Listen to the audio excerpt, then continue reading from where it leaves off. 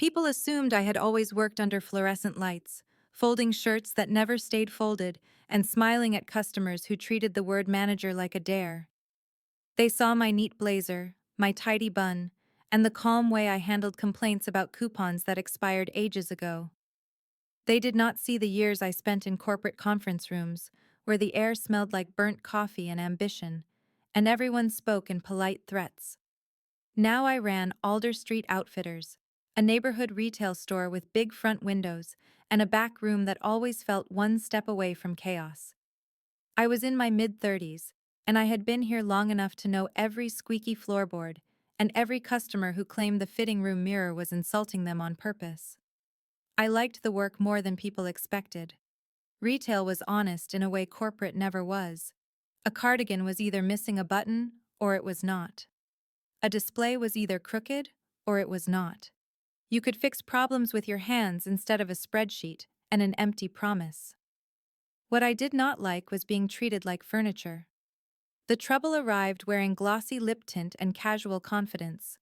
Their names were Tessa, Jalen, and Bree. Easy names, quick smiles, and the kind of laughs that made you wonder what you had missed. I hired them because their interviews were spotless. Tessa talked about being dependable. Jalen said she loved learning new systems. Bree said she respected teamwork. They nodded at all the right moments and looked at me like I was the doorway to stability. Within days, the pattern started. It was small at first, like a drip from a faucet you told yourself you would fix later. Tessa wandered in sometime in the morning, holding an iced drink like it was a medical device. Jalen appeared even later with a story about a bus that behaved like it had personal issues. Bree showed up with the bright, wide eyes of someone who assumed consequences were a rumor. I did what I always did. I documented. I coached.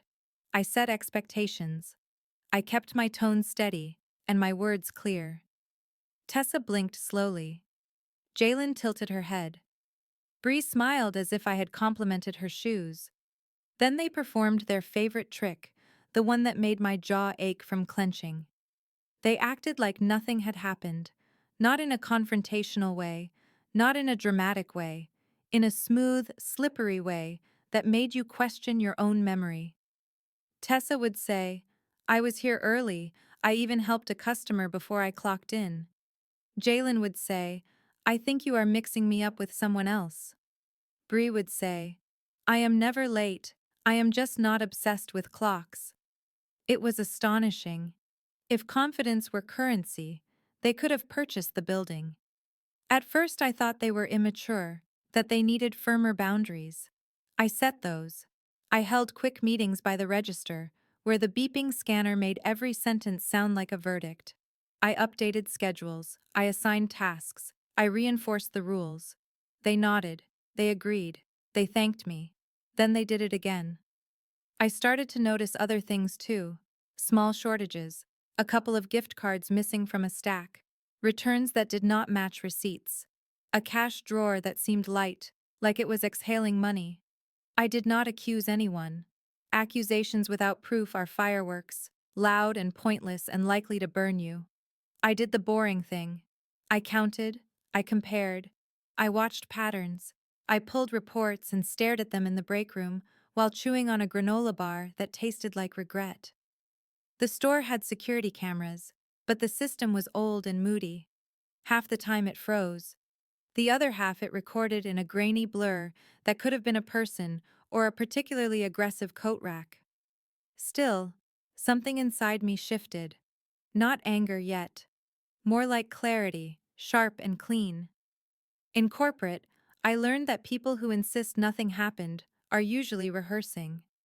In retail, I learned that when a drawer is short, someone is doing math with someone else's money.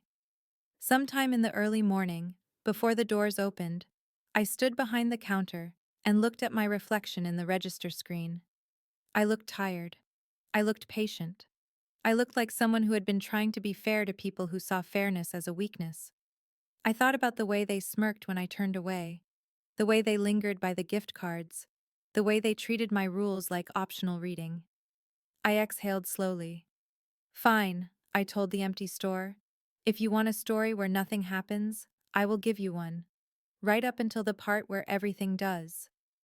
That was the moment I stopped trying to win with kindness and started planning to win with truth. By the next day, I was no longer asking myself whether I was imagining things. I was asking myself how to prove what I already knew. At Alder Street Outfitters, the front of house was charming, soft lighting, clean displays, seasonal mannequins posed like they had dreams. The back of house was where reality lived. The stockroom smelled like cardboard and detergent, and the break room had a table that wobbled in a way that suggested it was also emotionally unstable. I had faced sharper games in corporate, but this was different. Corporate manipulation came in polished language and calendar invites. Here, it came in late arrivals, missing inventory, and 3 employees who acted like rules were rumors spread by uptight people.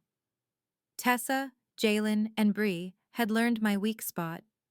I wanted to be the kind of manager who developed people, not the kind who assumed the worst. They leaned on that like it was a cushioned chair.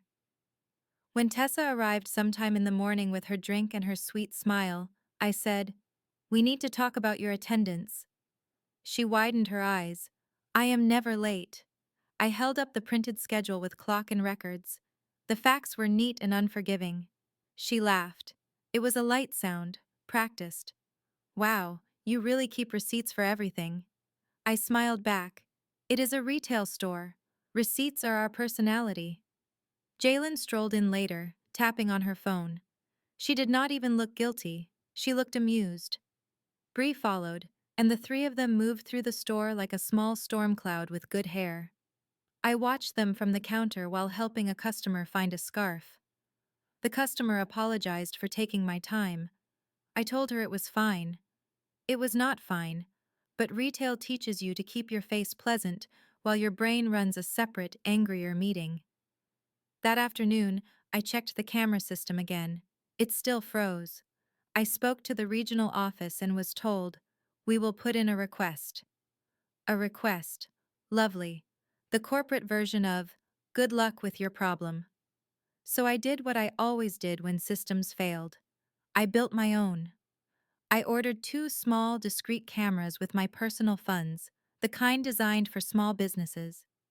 They were not glamorous, but they were sharp, reliable, and they did not care about excuses.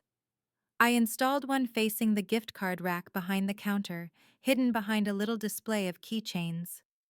I installed the other in the stockroom, angled toward the area where returns and damaged goods were sorted. I did it early, before the store opened, with steady hands and a calm heart. Then I laid the trap. I created a stack of gift cards, all activated for a small amount, and placed them in a slightly different spot than usual, close enough to be tempting and visible to the cameras. I also printed a fresh set of return labels and left them on the stockroom table, along with a note that said, "New process. Use these for all returns today." The note was bait. It was also true. I did not have to lie to set a trap. I just had to watch. For 2 days, nothing happened. They were late. They were smug. They acted like my presence was background noise. On the 3rd day, sometime in the late afternoon, the store got busy. Customers came in pairs and trios, drifting toward the clearance rack like moths. The register line lengthened. I moved between the counter and the floor, helping, answering questions, smoothing wrinkles, and watching. Tessa leaned over the counter and whispered something to Bree. Bree laughed. Jalen stood near the gift cards, her eyes flicking toward the line. Then, in the middle of normal chaos, Jalen reached. It was quick, casual, like she was straightening the display. The camera caught the exact angle of her fingers sliding a gift card into her sleeve. It caught the glance she threw over her shoulder. It caught the tiny smile she hid by pretending to cough. My stomach did not drop. It settled, like a puzzle piece snapping into place. Later, in the stockroom, Bree did her part. She picked up a return label, scanned it, and stuck it on a bag that did not belong to any customer. The bag contained a new jacket, one of our best sellers. She tucked it into a box marked Donations. Tessa, The ringleader with the sweet voice came in after, checked the door, and slid cash from a small envelope into her pocket. The envelope was meant for petty cash, used for supplies and small reimbursements. It was not meant to fund someone else's weekend plans. The cameras recorded it all. Clean, clear, undeniable. I went into the office and watched the footage with the kind of calm that only arrives when you are done being surprised. There it was, the whole ugly ballet. Late arrivals, lies, theft. The trio moving like they owned the place, like my patience was a floor mat.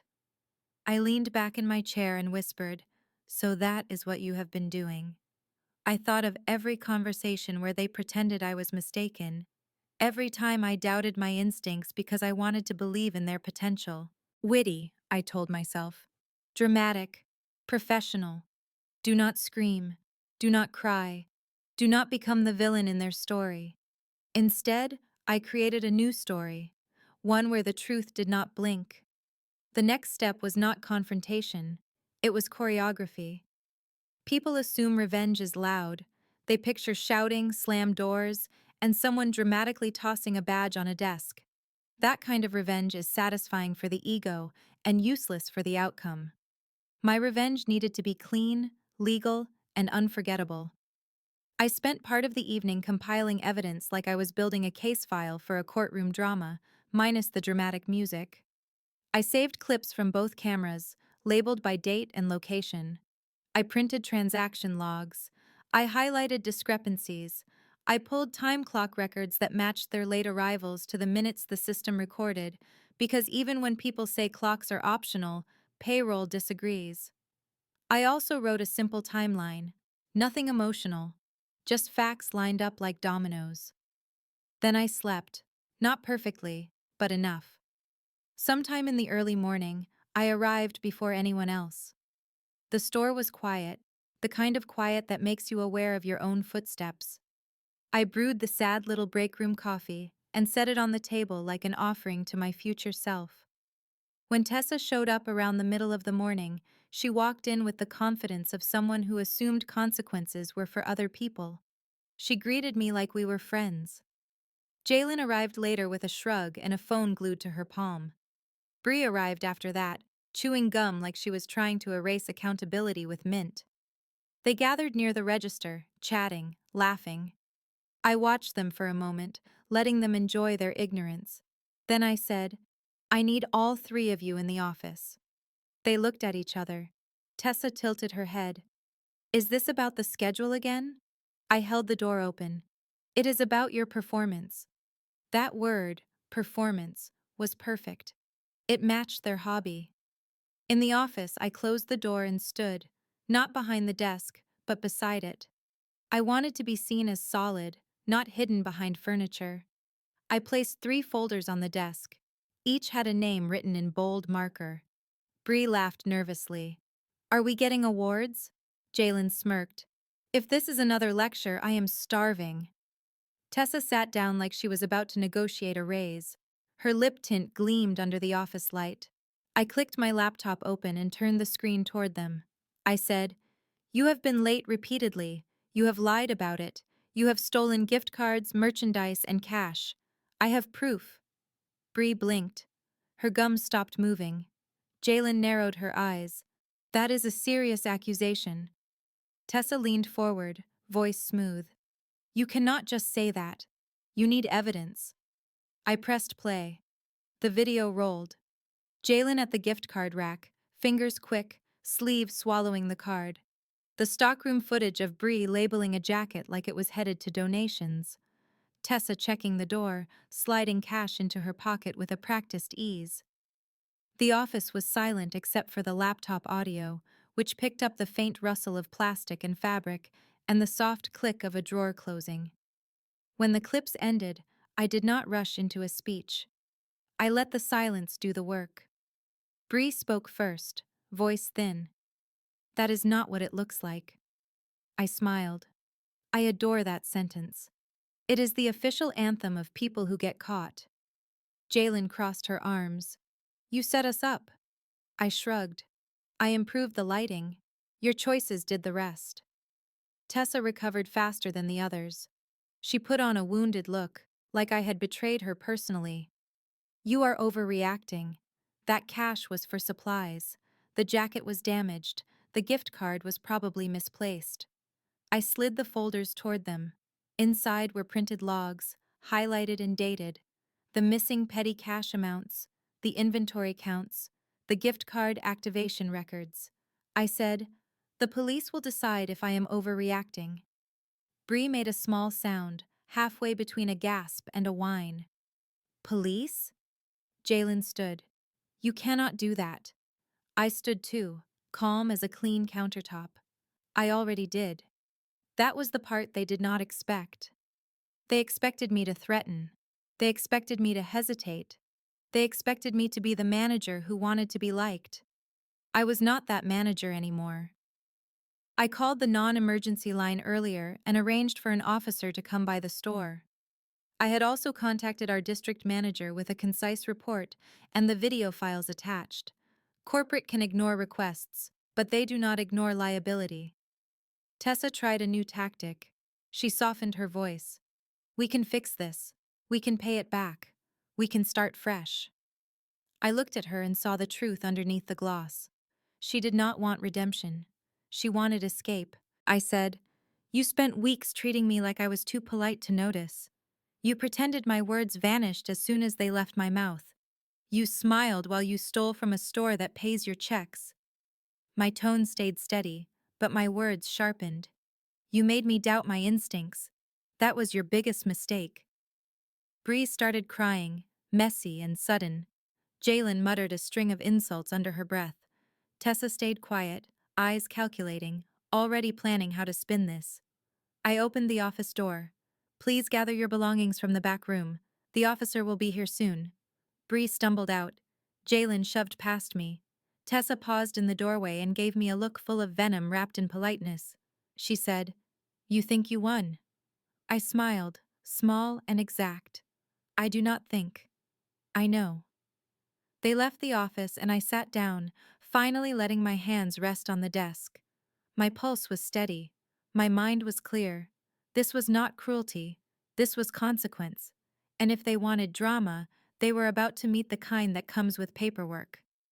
When the officer arrived sometime later, the store looked the way it always looked, bright, orderly, welcoming. That is the strange thing about wrongdoing. It often happens under perfectly arranged lighting. His name was Officer Kemp.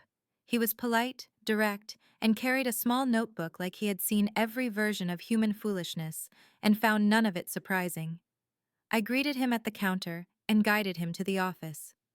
The 3 employees were in the break room with the door open because I had no interest in secrecy.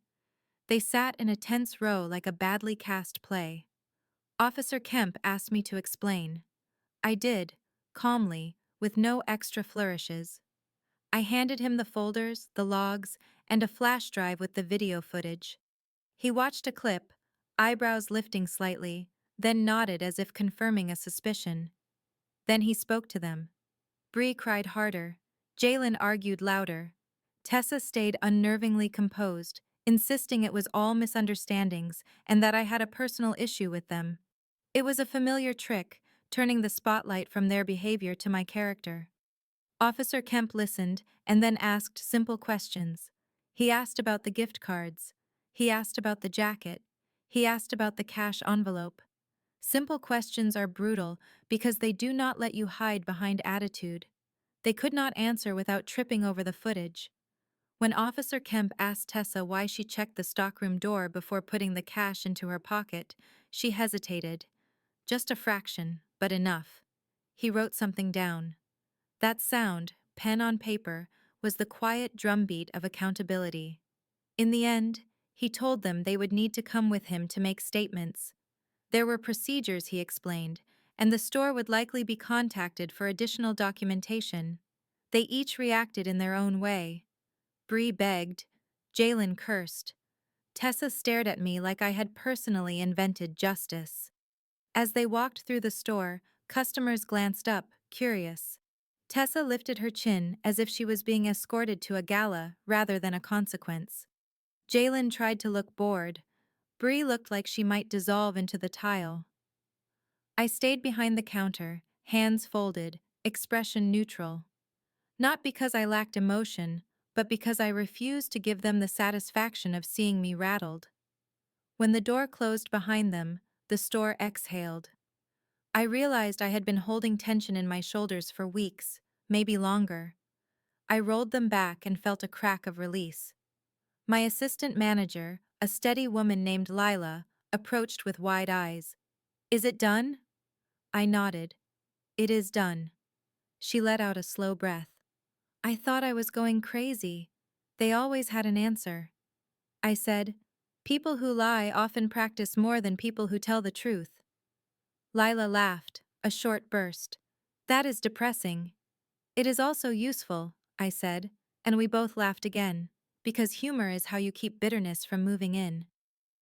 The district manager called not long after, voice tight with concern and relief. She praised my thorough documentation and told me corporate security would follow up. She also said quietly that my actions likely prevented larger losses. I listened, thanked her, and kept my tone professional. Inside, I felt something like vindication, but cleaner. Vindication is messy when it depends on other people's approval. This was not that. This was alignment between what I knew and what I proved. Then came the harder part, filling the schedule gaps. Retail does not pause for drama. Customers still needed help. Deliveries still arrived. The clearance rack still needed tidying like it had a personal vendetta against neatness. So I got to work. I posted new hiring notices, emphasizing reliability and accountability. I called candidates who had interviewed earlier and politely informed them a position had opened sooner than expected. I scheduled interviews and set clear expectations from the beginning. In those interviews, I watched for the little things. Not perfection, but honesty. How they spoke about past jobs. How they handled questions about punctuality. Whether they could admit mistakes without turning into a performance. I hired 2 new employees within days. Their names were Quinn and Sasha. They were not flashy. They were not trying to charm me. They showed up around the early morning for training, asked thoughtful questions, and wrote notes without rolling their eyes. The store felt different immediately, like the air had been cleared. One afternoon, a regular customer named Mrs. Daly leaned over the counter and said, "I saw some commotion the other day. Everything all right?" I smiled. "Everything is improving." She nodded sagely. "Good. This store needs you." That simple sentence hit harder than any corporate compliment. Not because it fed my ego, but because it reminded me why I stayed in this job. I did not just manage inventory. I managed trust. Later, when I reviewed the next week's schedule, I noticed something. My handwriting on the paper looked steadier. Not because my pen had changed, but because I had. I had stopped absorbing disrespect like it was part of the job. I had stopped negotiating with people who treated truth like a suggestion. Revenge, in the end, was not about watching them walk out. It was about reclaiming my authority without losing my humanity. And if they told themselves I was cruel, that was fine. I preferred being called cruel over being treated like a doormat. A week later, the store ran like a well-tuned machine with a sense of humor. Quinn rearranged the clearance table with the precision of an architect. Sasha handled the register like she had been born behind it, quick with change and kinder with customers than most people were with their own families. Lila looked lighter, as if someone had opened a window in her brain. I watched it all with quiet satisfaction, the kind that does not need applause. There were still problems, of course. A customer returned shoes that were clearly worn to a wedding. A teenager tried to sneak into the fitting room with 6 items and the confidence of a magician. A delivery arrived with boxes that looked like they had been tossed off a moving vehicle. But those were normal problems. Honest problems. They did not come with smirks and gaslighting and missing money. Still, consequences have an echo. Officer Kemp called to confirm he had forwarded the case to the appropriate department. He could not share details, but he thanked me for being organized. Apparently, not everyone hands over evidence in neat labeled folders. I told him I had a talent for paperwork and an allergy to nonsense. He chuckled and said, "That is a useful combination." After that call, I sat in the office and looked at the empty chair across from my desk. For weeks, that chair had been the stage where Tessa performed innocence, where Jalen tried to intimidate, where Bree tried to giggle her way out of responsibility. Now it was just a chair. I did not feel triumphant in a movie villain way. I felt resolved. Because the truth was, their worst theft was not the gift cards or the jacket or the petty cash. Their worst theft was the way they tried to steal my certainty. They tried to turn my memory into fog. They tried to make my boundaries feel embarrassing. They tried to train me to accept disrespect as the price of being in charge. That was the part that almost worked. The day I laid the trap, I did not just set cameras, I set a line.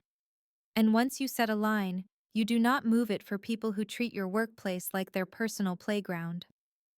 Sometime in the afternoon, Tessa's name appeared again. Not in person, but in the form of a phone call to the store. I recognized the number from her employee file. I considered letting it go to voicemail, but curiosity has always been my vice. I answered. Alder Street Outfitters, this is Raina speaking. Yes, my name is Raina. Short, simple, sharp. It suits me. Tessa's voice slid through the receiver, sweet as ever. I just wanted to say you ruined my life. I leaned back in my chair. That is an impressive level of self-centered. She hissed, "You think you are some hero?" I said, "No. I think I am a manager who finally stopped arguing with reality." She tried another angle, the wounded innocence. "You could have handled it internally." I kept my voice calm. I did handle it internally. I documented internally. I coached internally. I gave you every chance to be honest. Then I added lightly, "You chose crime instead." That was bold. Not smart, but bold. There was a pause, and I could practically hear her searching for a script that still worked. She said, "You set us up." I said, "I set up cameras. You set up yourselves." She muttered something and hung up. I placed the phone back in its cradle and stared at it for a moment, then laughed. Not loudly, just a quiet laugh that felt like closing a book. Lila knocked and peeked into the office. "Everything okay?" I nodded. "Just someone auditioning for the role of victim." Lila rolled her eyes. "People love that role." "They do," I said. "It comes with zero accountability and unlimited drama." That evening, after closing, I walked through the store slowly. I straightened a rack. I adjusted a mannequin sleeve. I checked the gift card display, now properly monitored, properly logged. The place felt like mine again. Not because I owned it, not because I controlled it, because I protected it. In corporate, I learned that power often hides behind titles.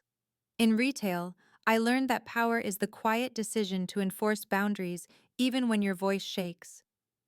Mine did not shake anymore. As I locked the front door, I caught my reflection in the glass. Same blazer, same bun, same tired eyes. But there was something else too. A steadiness that did not come from being liked, a steadiness that came from being done.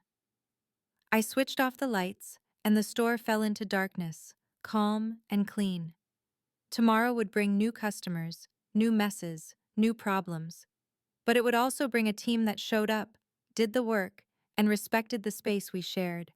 And if anyone tried to treat me like furniture again, they would learn what Tessa, Jalen, and Bree learned the hard way. I am not a doormat. I am the reason the doors open and the lights turn on.